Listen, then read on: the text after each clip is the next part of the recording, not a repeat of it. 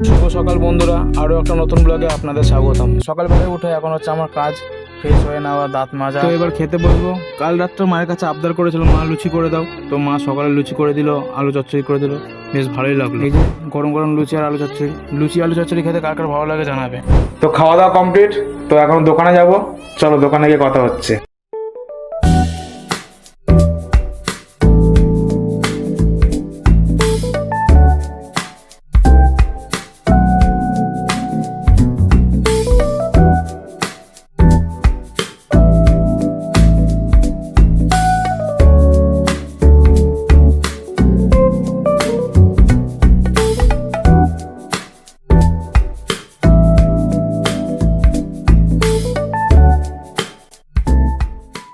চলে আসলাম বন্ধুরা, এই যে আমাদের দোকান। আজকে দোকান লাগাবো, চলো দোকান লাগিয়ে কথা হচ্ছে। এই যে আমাদের দোকানের ফুল লুক।